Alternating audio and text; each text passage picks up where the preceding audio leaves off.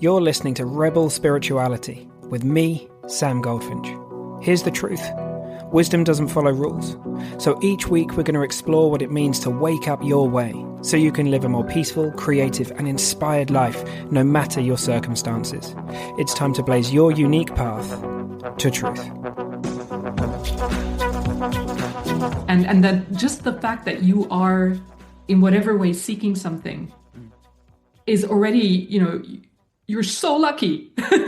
Thank all stars that you actually are in the situation where you want to know this. Yeah. And then it's just a matter of time and a matter of your whatever weird path that happens to you.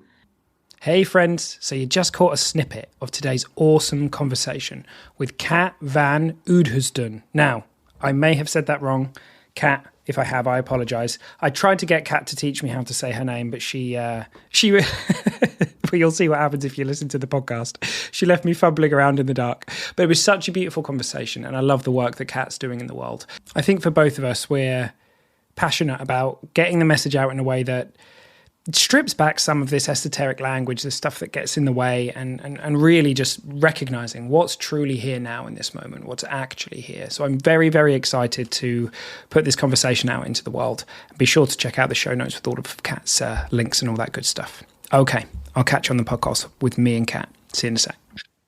Oh, this is awesome. Kat, welcome. I'm so pleased to have you here. We've been getting to know each other online through Substack and through writing and all that kind of thing, but it's lovely to be here with you in person. It's just such a joy to have you here. Yeah, same. Thanks for the invitation. Yeah. So that I don't get it wrong, would you say your full name for me and my audience? Because I know that I'm going to get it wrong. My full name is Kat. Your full name's Kat. That's fine. We can go with that. That's all good. Curious Cat. I like it. The reason I mentioned that, I'm sure it'll come up, is because I know that you've recently, well, in fact, you had a book out for a while that's recently been published, right? And I really want to talk about that, Seeing No Self, because I think it's you have a real skill in just presenting things in a way that's accessible for people, I think. Like I'm sure you've heard that before, but it strikes me as a real skill of yours. Is that something, has it always been like that? Or do you feel like you've been honing that skill as you write? Both. But it was a skill I had as a consultant at the very beginning of my career as a lawyer. It was the reason when I had to draft contracts, right, and I made them so short that people didn't understand why they would pay me anymore, because I just got rid of all the jargon. I got rid of all the, extra bullshit, and contracts that were 30 pages long ended up being 3 pages long. And my superiors started, they were asking questions like, why are we asking this woman to do these things? Is she even a good lawyer? She brings everything down to nothing. So I've been doing this for years, but now it's very useful in pointing to this, because non-duality also, like everything we do as humans, I think it tends to meander. It tends to go into cultural linguistics and words that we don't need anymore. No doubt. And then it sort of loses the point. I love how you put that. It's getting skilled in bringing everything down to nothing. I was going to say that's kind of like what a perfect training, if you like. That's fab. Yeah. So we were talking about this a little bit before, but just so you know, the demographic of people listening to this podcast will be people who they know about the 3 principles understanding. They also will have known about non-duality and me pointing and talking about that. And then there'll be people here as well that are probably relatively new to some of it. They've kind of stumbled across rebel spirituality and they've gone, oh, what's the rebel bit about? I kind of like that. And we were both talking about, is this middle finger to the idea that there's a right way to do it and all this kind of stuff. Yeah. And I know you really resonate with that. So what are we can go whichever way makes sense. Like maybe it would make sense for you to share a bit about how you came into this world, from the consulting world into that world. Maybe it makes sense to you to kind of just put, I don't know, like whatever shows up really would be nice to explore. So where should we start? I think the good thing nowadays about sharing how I came to this is not because it tells people anything, but because it also shows the rebel spirituality aspect of it, which is I never followed a single teacher. I never followed any lineage or spiritual teaching. I just sort of explored things out of pure desperation. So it was personal. In my 30s, I was, I guess, depressed. I was very unhappy with myself and the world and my relationship, everything basically. And that led me to self-help, and that led me to more of the popular things. In my case, not the three principles, but Byron Katie, Yeah, yeah, Eckhart sure. Tolle, Course in Miracles, this kind of Yeah, the first things you come across. But then more and more radical non-duality. So the likes of Tony Parsons. yeah, And then it just became more and more and more. And I apparently have an inquisitive mind. So I was consuming this in ridiculous amounts, really. But I never had the feeling this is a teaching I need to believe. I never had this devotional type of uh-huh. spiritual thing going on. So for me, it was questioning, questioning, questioning, Mm. and wanting to know the truth. And then but I tried everything. I really tried it out. It's not like I just read and then went on to the next thing. I really learned, for example, how to do this emotional freedom technique, the tapping. Yeah, yeah. I really learned self-hypnosis. I really studied A Course in Miracles, Hmm. but nothing really worked until sort of by accident. That in what I now call inquiry, which Hmm. is what seeing yourself is about. So looking at that which is looking, that which we truly are, Yeah. discovering our true nature. That started happening by itself, probably from all the reading, if we want to tell a causal story about it, I don't know. Hmm. But that started happening. And over time, then actually in the next 5 to 7 years, it just became more and more obvious, more and more clear. And to circle back, what was all a personal investigation, then in my 40s, end of my 40s, it became so. Wow, that's really in the middle of my 40s. So around 5 years ago, that became what I do. I Yeah. stopped being able to do the corporate coaching, Get consulting, it. leadership development stuff, and then did this. Yeah, wow. What a journey. In a way, both have similar, similar but different kind of adventures, journeys. I don't know what you want to call it, but yeah, because I also felt like that. Like I read The Power Now when I was 17, and it just lit this fire in me that I didn't even know was there. And then for the next 15 years, it was voracious. Like I was just seeking, seeking, seeking everywhere, anything I could do.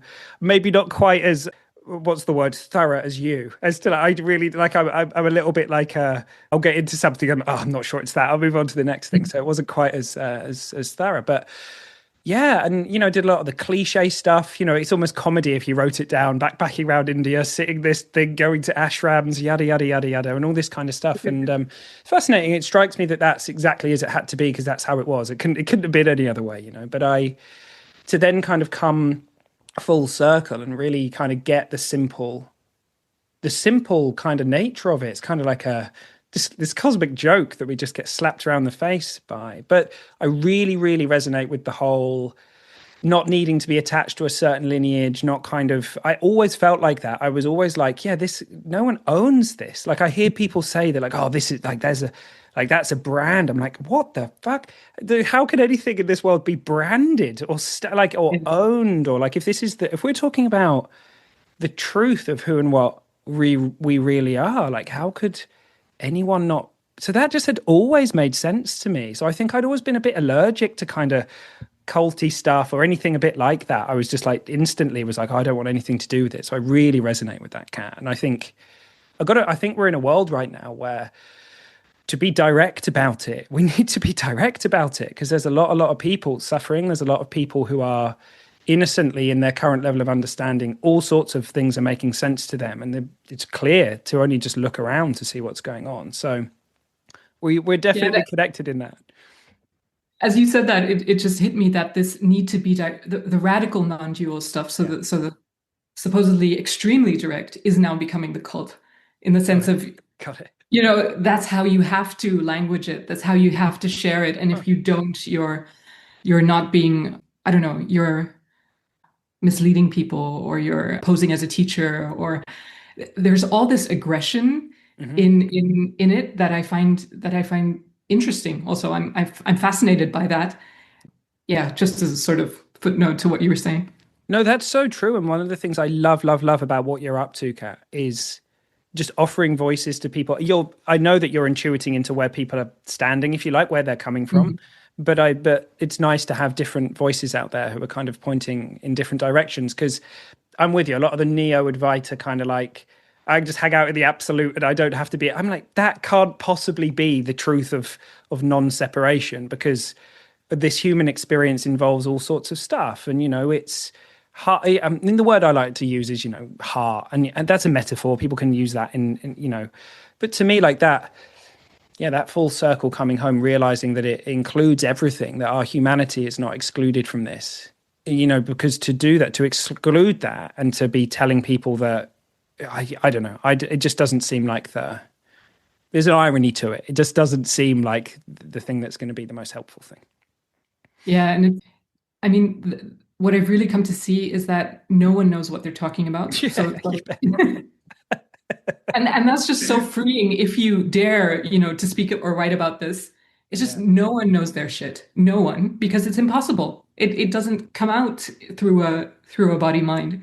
So we're always lying, which I find that for me was the reason I could write the books, because I knew I was lying anyway. I knew it wasn't the truth. So, I just tried to stay as close as I possibly could yeah, and not worry about perfection. yeah. That Because it's linguistic map, impossible. like the fact that like language is a metaphor, and it could Yeah. only ever be that. It can't ever be that to which it points. It's so powerful to realize that. And I think we are in an environment now where we need to speak out against. Well, speak out. I don't know what people will be called to do what they want to do, but in terms of pedestals and the ideas of like these images and projections of perfected beings that we have, I'm just like, we got to get beyond this, because it's just can't, it's not like that. It can't be like that. And, I think if we were to peel back the curtain, like we'd see all sorts of stuff. People would get a right shock, and it would just be helpful for people to realize that we're all just as, yeah, no one has a clue why, Yeah. what, how, or any of that stuff. Yeah. I remember a couple of meetings ago, someone asked something about how life is like for me now after seeing this. And it's a question that comes up a lot. And it came out as everything totally spontaneously. I still pick my nose. It's that type of, Yeah. Yeah, it's almost that level of ordinary being and ordinary life, and not, it's just no longer an issue. Yeah. Well, I mean, yeah, I can, for me, like no doubt, I've spoken about this a lot. I definitely had a spiritual chip on my shoulder in my 20s. I wanted to project an image, or I allowed people to have a certain image and all the rest of it. But then life brings you to your knees, thankfully. And you have to, Yeah. and to me, like one of the greatest joys now is to do to the best that I can, the total opposite of that, and to really have a conversation that feels real and authentic. Because I think people are desperate for that and thirsty for that. So tell me, the transition then. So I love how you put it. You said it just naturally, the inquiries just naturally started happening. At what point did the intuition or the insight show up that you're like, oh, I need to formalize this or write this down, or how did that happen? Well, I was still doing leadership coaching and consulting, and then just before the pandemic, I decided to do that, only that leadership coaching, and to go into this servant leadership coaching. Because with the whole agile, movement and organizations wanting to become agile, in the agile, what's that, principles, the idea is to be a servant leader. And from my own experience and then working in corporate, I just realized that what would a non-dual understanding look like if you're a leader in an organization? Yeah, good question. And just from experience, I knew, well, that would look like servant leadership. And so I named that selfless leadership, and then basically used what I had seen about non-duality and applied it to leadership. That was my first book, Selfless Leadership. And then I used that. That was basically coaching, leadership coaching around that framework. Awesome. Cool. Yeah, I mean, I'm very much aware that for any of us, if we just reflect on how it happened, it's like, well, this showed up, then this showed up, then this showed up, and Yeah. Yeah. Go on. What were you going to say? No, because exactly that then at some point stopped. Sure. And it was not like I don't want to do this anymore, or well, maybe it was, but it was just like, no, that doesn't make sense anymore. And then I found myself more not personally interested, but interested in letting people know that there was a lot of physics and neuroscience and modern scientific insights to support the whole non-dual understanding. Because in all the coaching that I did, there was a pushback that was mainly, yeah, no, this is nonsense. There's a materialist universe out there. How can this possibly be true? So there were people who wouldn't even allow for the possibility because they were so blocked by their understanding of how things worked. Sure. So that's when I wrote Beyond Illusion, that book, because that was just to show people, look, this is not just me. It's not just this crazy person telling you, there is no self, but it's actually modern insight as well, too, from the scientific perspective. But that just happened. And then I put that in the book and I stopped being interested in it. I'm like, I don't care now what quantum physics says about it. I don't care. Yeah. Yeah. Well, and it strikes me that that very kind of just it falling away and just not caring, then the next thing shows up and the next thing shows up and it will that's just how it goes. So, Yeah. that's just how it goes. Yeah. What have you found? Like, so if you were gonna the people that tend to come to your calls, I know you do weekly calls, right? Those, Yeah. do most people come to you via like, how would you put, are they disillusioned spiritual seekers? Like, I'm sick of all that shit. Are they people that have come through the kind of more neuroscience, scientific kind of quantum background? Like, how do people come up and how do they show up and how do they find you? I don't know. I think most of them come from hearing a podcast that I've done or from coming across my books, or I really don't really know and I don't ask. But there are the types who come from a spiritual tradition and are hoping for a spiritual teaching. Uh-huh. There are those who come from the very cognitive, background. They want to understand this and they want to understand the science, maybe because they've seen Beyond Illusion. Both of those end up leaving. Interesting. They don't tend to stick around because I no longer care about that. Yeah. So it's so interesting to see that those who stick around the meetings are, and that makes total sense. They're the ones who resonate with what I share now, which is basically inquire, inquire, inquire, and fuck everything else. Yeah. Yeah. Yeah. That's great. I mean, I was gonna. So I like that process. I might just write that down. Inquire, inquire, inquire. Fuck everything else. That feels like a nice, very truncated version of it. It's great. So if someone was listening to this and they're thinking, what the fuck are they on about? Non-duality, direct non-duality. What if you were going to give this is a hilarious question, really, but a bird's eye view of what we're even on about? What would you say for those people?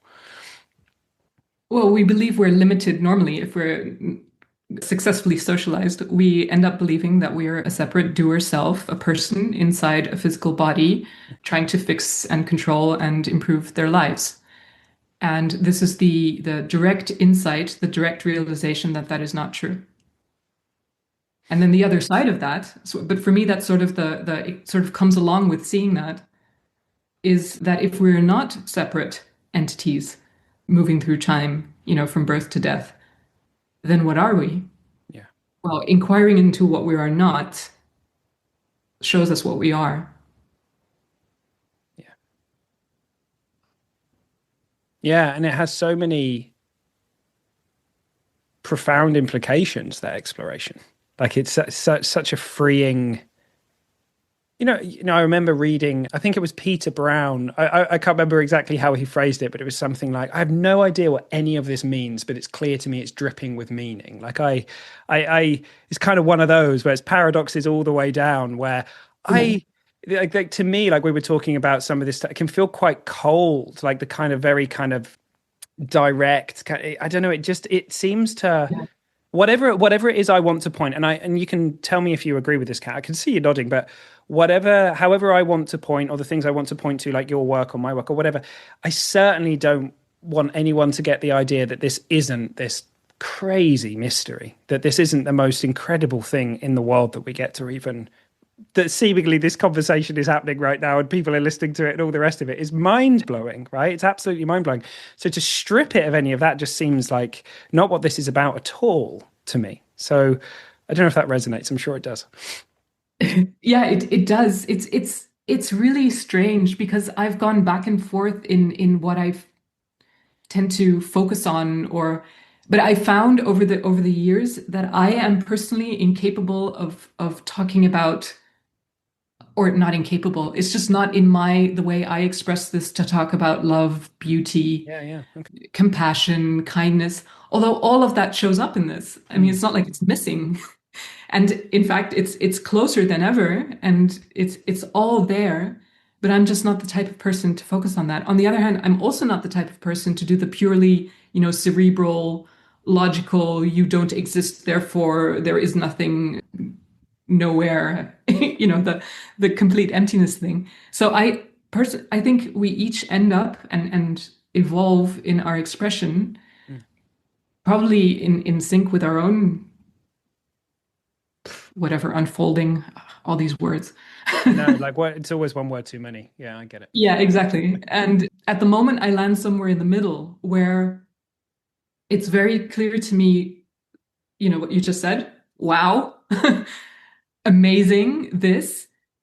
But I find myself speaking mostly about what we believe to be here and is not here. So I speak mostly about seeing no self, Hmm. because I find that most people are stuck there. And if they don't see that, you end up with a separate self, an identity, trying to believe in the wow. Yeah, got it. Or you end up with a separate self, seemingly separate to life, who's being attacked and hit by that thing, and then you end up Yes, suffering all the time. Yeah, exactly. yes, yes. Yeah. Yeah, I get that completely. Yeah, I think that just the words again, but talking about, what's really here, direct experience, all that, it's very powerful for people, because it strikes me that for most of us, this was definitely true for me. If we're kind of fused with that self-concept or that image or whatever it is, and it hasn't even occurred to it, like the insight hasn't shown up to question it in that moment, that's such a different way to live. Like just that distinction between the sound of the car passing, by the time the mind has grabbed it and labeled it, and actually just whatever that is, but we'll have to use a word, say sound, but even that's one word too many. Whatever that experience, that's one word too many, is prior. That's such a fascinating and just kind of, I don't know, there's always freedom in that. There's always freedom in that. And I just think it's, most people seemingly will innocently live their lives and not realize that there is that's available, or that it's here. Like, it's so close, it's so easily missed, right? Yeah, and all the teachings, I mean, for us, I guess as well, all the searching is heard from the identification Mm. with me. So as a separate self. And that makes the radical non-duality sound extremely cold. And that makes the beautiful devotional spirituality sound very warm. Mm. And we're either attracted to one or the other, or both sequentially. I don't know. Yeah. But all of it is heard without realizing from this identification with the separate self. And so we never really hear what is being said, what is being pointed to. We just hear our filtered version of it. And for 100%. me, since I found that, and I'm so interested in, what is the essence of figuring this out? To me, that is the essence. If we don't blow up that filter, we don't even have the possibility to do self-inquiry, as Ramana Maharshi, for example, Yeah. suggested. Yeah. We can't even, the mind doesn't let you.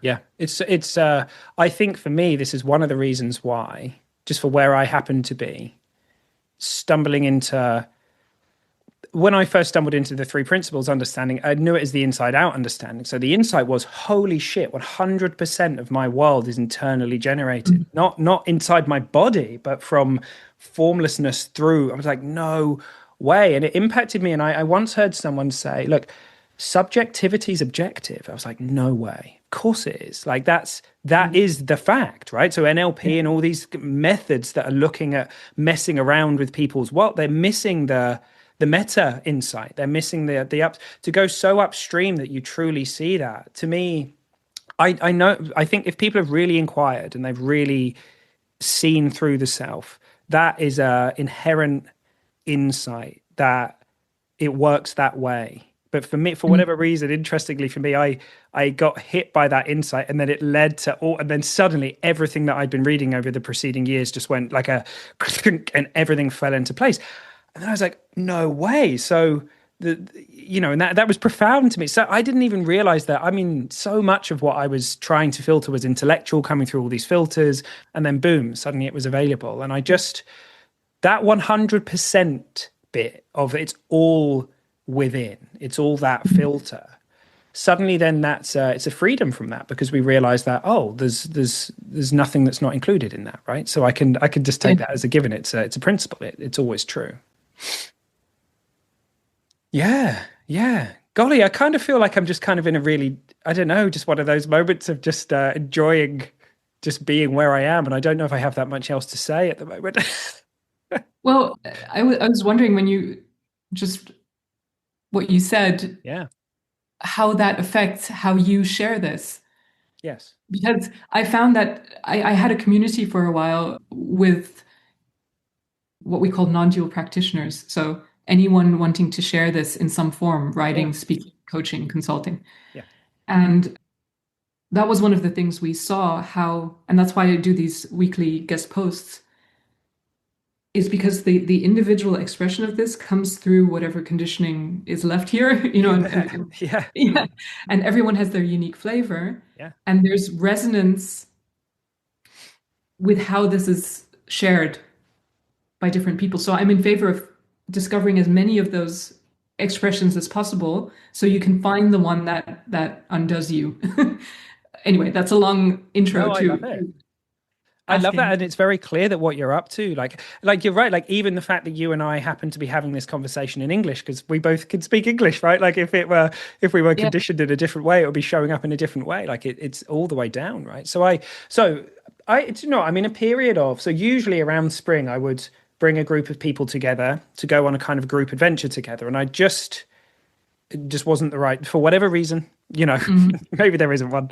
I was just like, not right now. So I'm in a period of real, I don't know if it's reflection or just quietude or whatever you want to call it. But prior, the way I've been working for the last few years has been to a lot of people find my work through the principles. So we'll explore that kind of metaphor and that understanding. We'll explore how two things really, that effectively focusing on how it is that we work, the inside out nature, the fact that there's no world out there with power over how you think and feel. There is no separation between you and your experience. And I've noticed that people naturally start having insights into the nature of who and what they really are. Because if 100% of your experience is pouring through life in every second, well, what do you have to be? You have to be the wisdom and intelligence behind life. You have to be infinite being. So I've started there, and then over the last few years, I've been bringing more and more, what would you call it? I guess explicit inquiry through the non-dual lens. And I'm fascinated by the intersection between those worlds, because for me, it seems like both of those lenses have the potential to kind of like sunlight pouring through a lens. It can increase and enhance that. And I'm in a space of curiosity around it, because it strikes me, we were talking about this earlier, I get some heat from people who are kind of like purists, like, oh, you're not allowed to mix metaphors. I'm like, oh, come on. I can only point from my, like exactly what you said, Kat, like life is unfolded here as it's unfolded. And so it's colored by that for me. And so, yeah, I would love to more and more bring those two things together, but that's how it's been. The platform has been the understanding of the inside out nature of life. And then I've been adding these more, and I've found that the ability of those inquiries to knock people into just those moments where you can see there's absolutely nothing there, but there's a recognition of something, and then you come out and you're trying to explain what it is that you've seen. I don't have the words, like perfect, don't find them then. Or it has been such a beautiful interplay for me. So I'm not sure exactly how it's going to go going forwards. I mean, who does? But yeah, and if you would ask me that again, I'd probably give you a totally different answer. But that's what shows up right now in this moment, right? Does that make sense? Yeah, it makes no sense at all, which is perfect sense. Got it. It seems to, and I get it. I totally get it, right? That it's fascinating to just see all these different ways that it's showing up for people, filtered through how they see the world. And I like to write poetry. That just suddenly, I mean, I used to teach a lot of English. I love writing. I know that you love writing as well. That's something that's become more and more of a it's been showing up more and more, and I've been enjoying that more and more. I know we both really enjoy the Substack platform for the time being. Like for it, it seems to have a lot of I don't know. There's just we were talking about community and connection in that space, so that's been showing up a lot for me. I love riffing. I tend to do like a 7 or 8 minute podcast a week where I'll just talk to an insight. I also like to talk about the how to put this, the implications of having had a recognition. It seems to, because I think words, and one of the things, the moment you start trying to describe the principles or describe non-duality, you just end up in an intellectual world, and it just helps no one do anything. So strikes me right now that even though I'm this distinction I've drawn between direct inquiry and what I was up to before, that's a false distinction anyway. Like it's all inquiry, it's just different ways of looking. If that strikes me now in this moment. That's not even a true distinction, obviously, as no distinction's a true distinction. But yeah. What I find super fascinating is when I go to the non-dual books I have left, because I don't have that many left, and when I do actually browse through them, that I now reread things that I read 15 years ago, and I go, whoa, this makes total sense on a level that I hadn't even seen that. And that for me is also a fascinating aspect of this, is, which again tends to get criticized, by the way, that the initial insight is not the insight. It's constantly now, what is this? Yeah. What do I see? And not I, but what is seen now? And that's the only thing that matters. And everything that is seen now is both completely the same and utterly different. Yeah. And then the incredible freeing nature of that, and the beauty of it, and the peace, and all the other words that don't cover it. But yeah, I don't know. So I guess I'm trying to say something about this paradox of both knowing and it continually deepening. Yeah, like that, and that absolutely is a paradox, right? Like there's a way in which I've been having the same, like you said, the same insights over and over and over and over and over again, and there's a way in which they're only ever fresh and available now, and that they're only ever happening now. So it's just they never happened, and they're not gonna. It's just this mad mind melt of a recognition when you see that. Yeah, and I think the other thing that looks very important to me about that is it destroys any idea of hierarchy. It destroys like the gatekeeper stuff. Like here it is, come and get it if you sit for long enough, or if you pay me enough money or whatever, I'll hand it over to you. It instantly destroys that, because in this moment, what could be, how could any of that apply? Mm-hmm. Yeah.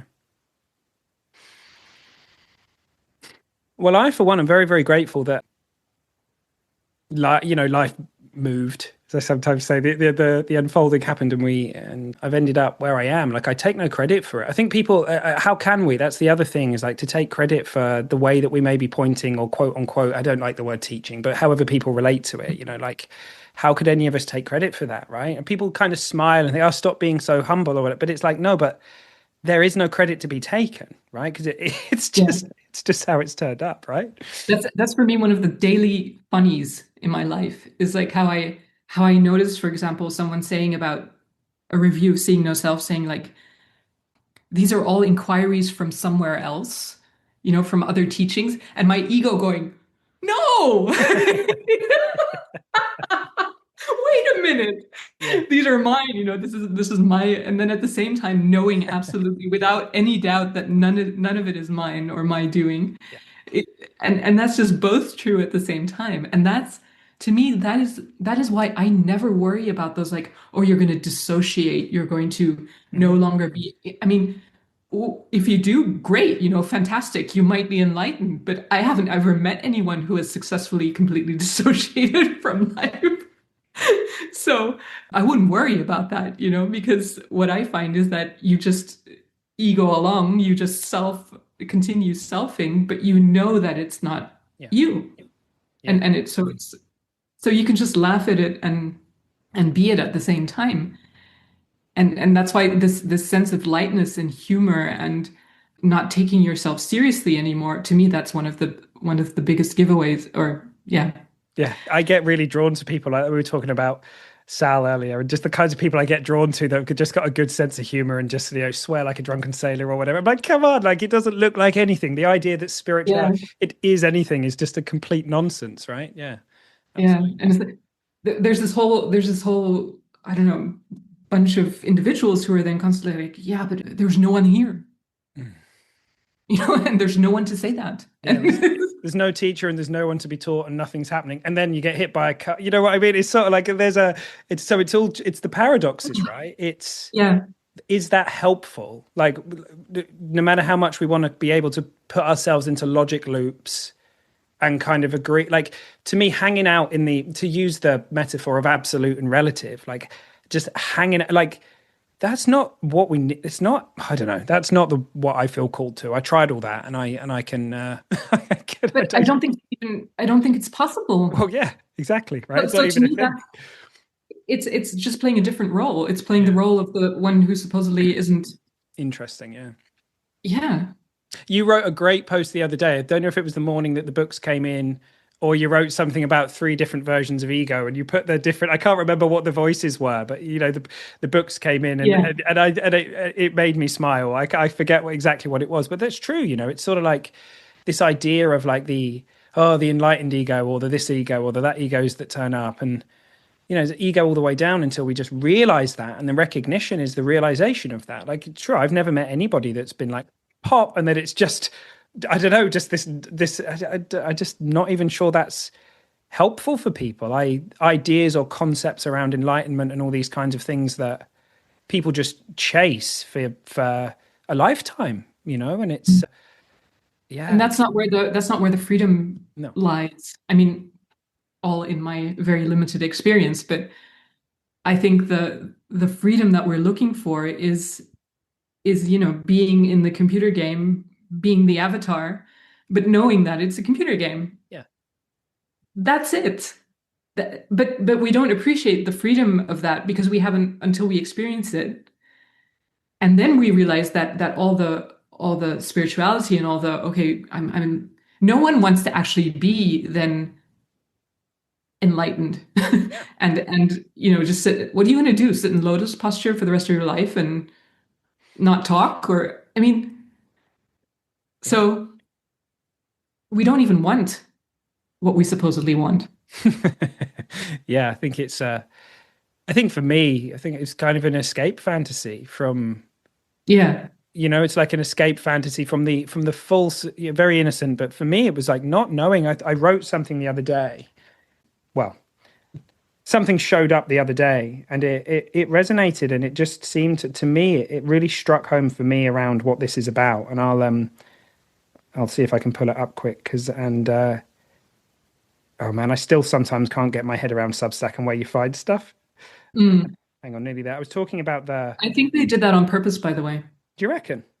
Yeah, it's like a basic, I don't know, intelligent test. Just to keep you on that. Well, I'm failing dismally, so there we go.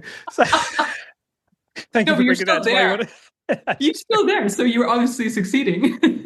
I said the point of non-dual recognition isn't to escape our humanity. It's to see through that which denies us the beauty of being able to bathe in it. The belief that Mhm. we can't handle it. The thought that life is too much. The idea that there's a separate self here that life can break down and destroy. The irony is that the very thing that brings so many of us to spiritual teachings, speaking for myself here, the attempt to exile certain emotions, falls away to reveal what's really going on. We're desperate to know that it's safe to be caught in the flow of life in all its forms, in the joy and the pain. I, for one, am very grateful to have come to see this. I spent years in the dark fumbling around for the light switch, only to realize the lights were already on. There's much more feeling these days, and for that I'm very grateful. Here's to being fully human. Yeah. To me, that's what it's about. It's so like I don't even know. Well, if I jogged back to 22-year-old Sav in the middle of his voracious seeking, he'd tell me to do one. He wouldn't want it. No, Hi, no, mate. exactly. I'll Yeah. come back to that.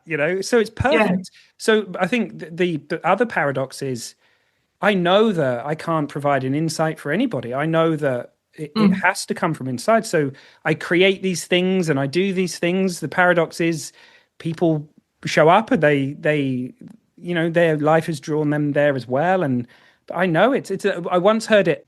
there's like the running joke of like, at the end of a theatre show where the curtains close and the audience is, and then a clown comes out and like takes the applause, takes the bow. It's kind of a bit like that, it's who knows? Just keep doing what makes sense to me, and I'm very grateful for that. Like I'm incredibly grateful for this is my life. I love it. It's great fun. It's great fun, and it's a complete mystery as to how the fuck I ended up here. I've got no idea. Like I was nearly dead in my 20s from addictions and all this kind of stuff, and then now I find myself here. So who knows, right? Who knows what's coming next? And that's the feeling I get now when I see this traditionally published book that apparently I supposedly wrote, which actually at the time I think it took me something like 6 months to write it after all those years of guiding people through these inquiries. That's how I feel now. It's like, how did this happen 15 years ago or 10 years ago? I don't remember. Anyway, when Sal's book first came out, Salvador Poe, I remember reading that, and it sort of confirmed everything that had been going on, the spontaneous inquiry that had been happening. And I read it, and I was like going page after page, like, yes. But this complete whole body, whole being, yes. Yeah. Finally, it sort of all came together. And now, I've written a book. I've written almost the same thing in my flavor of it. Yeah. You would have told me back then that I would write this. No way. I mean, that's how crazy it is. I get it. It's I don't think I've got anything to add. It's just completely, it's just a mystery. It's just a mystery as to how it unfolds the way that it does. And I think anyone who, the kind of, I don't know if the green flags, I don't even know if I'm not even consciously looking for them, but like you said, a good sense of humor, not taking ourselves too seriously, none of this hierarchy stuff, being able to, of course, not be like, well, I know that I'm not denying that, you're not going to deny that you sat and typed some words and that you were there and this thing showed up, like, but also realizing that that's just how life moved. All those things, I think that's what I feel drawn to these days. And I, as I say, I have to be honest, I was drawn to all sorts of stuff for all sorts of years. So it's nice that it burnt out the way that it did. And I have no reason as to why it happened the way that it did.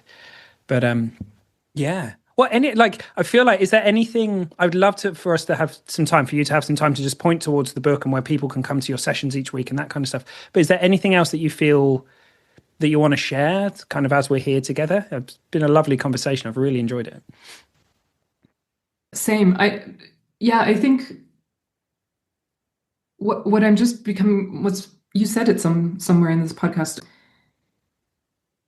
This does us. So the interest, I don't know, it grabs us at some point, bites us somewhere, and then we are done. We are unfolded into whatever. So more and more, I'm just starting to see that we can't make anyone, not only can we not make anyone see anything, but that the frustration and the wanting to figure it out and that is it.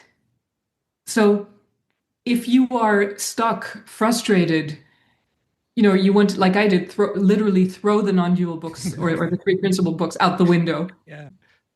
Fantastic. We should actually all get together and celebrate. And instead, you often feel horrible at that time. But I guess what I'm trying to say is feeling horrible is a really, really good sign. And that just the fact that you are in whatever way seeking something is already, you're so lucky. Thank all stars that you actually are in the situation where you want to know this. Yeah. And then it's just a matter of time and a matter of your whatever weird path that happens to you. And that's none of your business anyway. So, relax, have a cocktail or not. I mean, whatever. It's fine. It's all good. Yeah. Do you, everyone do you. Yeah. Yeah. And enjoy. Yeah, I love it. To be sick of it. I love it when people come to me. I'm so done with this whole fucking thing. I'm so sick of it all. I'm like, that's great. that's great. Yeah. I'm reminded of a beautiful quote by Sid Banks. He said, if you're driving along in the car and you're listening to a tape of me or anyone, and you're in this beautiful recognition, throw the tape out the window. Just get the fucking thing gone, because you're getting it. You're already there. Yeah. And that's so true. That's so true. Oh, I love it. I love it. Thank you for sharing that. That seems like a really just poignant and just perfect place to kind of to put that conversation for now. So tell me, if people are intrigued, like tell them about, I know you've mentioned your books, but do remind us. I'll put the links to these in the show notes. But your new book, Seeing No Self, where's the best place for people to find that, Kat? It should be everywhere. So this is a traditionally published book, so you can get it at, Simon & Schuster, Waterstones, and the horrible Amazon, which is sort of a necessary evil in publishing. And maybe if we're lucky someday in your local bookstore, because it has become so popular. Yeah, fingers crossed, huh? That it's right next to the Power of Now and whatever else is there. Yeah. But yeah, because I that's what I hope for this book. Many, many more people who would normally never come to non-dual self-inquiry, to the fact that this exists, that anyone motivated can do it, and that you then see things. I mean, not things, but you then see what there is to see. It's perfectly doable. And I put everything I know and have to say in that book. Yeah. So really, that's all you get from me. I have nothing else to offer. Yeah. But then I do actually have open meetings that are on my website at the times and stuff, because I found that there is something in the speaking of it that helps. Yeah. And it's always the same thing, which is stop thinking and start looking. Yeah. And I just say this every meeting. I probably say this 50 different ways, and stop people from asking questions, because I always ask, tell them to look at the questionnaire. And this goes on twice a week, week after week. So yeah.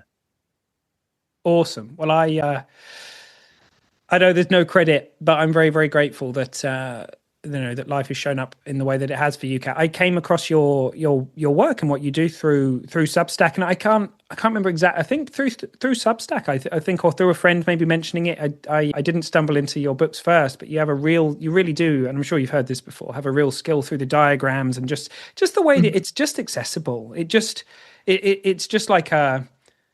It's sort of like, you're at the top of a pole and then you're sliding down to the bottom. Your writing is very just like, oh yeah, okay, that makes total sense to me. It's not esoteric. It's not full of nonsense and all that, whatever that is. It's just accessible, and I think incredibly, it's what the world needs more of that right now, because I think a lot of people are so caught up in the complexity of their thinking, and it doesn't have to be so complex. So, thanks for coming on and sharing some of your wisdom on the podcast. It's really, personally, it's just fab for us to sit here and get to know each other. I've really enjoyed it, and I hope it's the first conversation of many. So yeah, thanks for coming on. Cool. Yeah. Thanks. Awesome.